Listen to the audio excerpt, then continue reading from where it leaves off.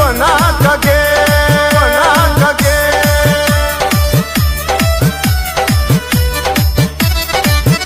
सजना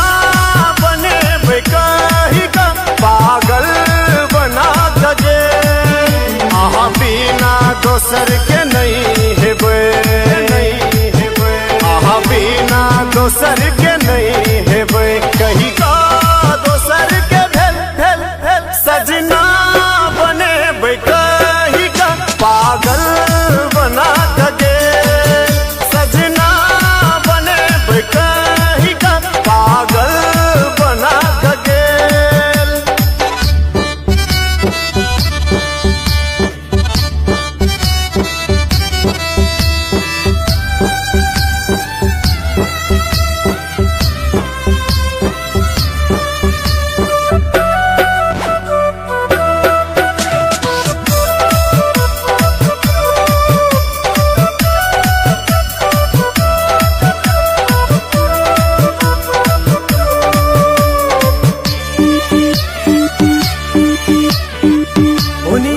जीवन भेल गुलाब के फूल जेहन एनी हमर जीवन भेल बबूर के काट जेहन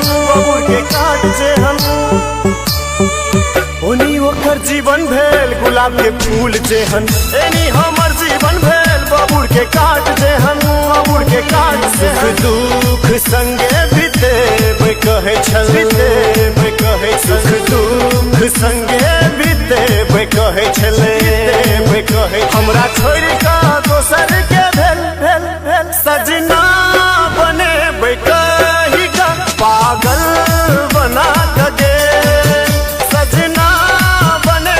कही का पागल बना कगे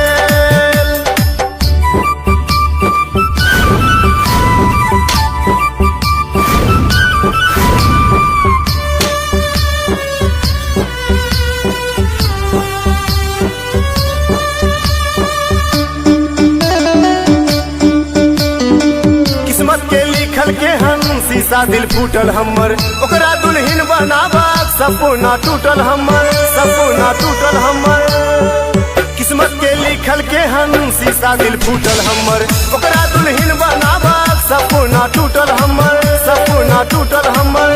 अपन यार के संग खुश हेते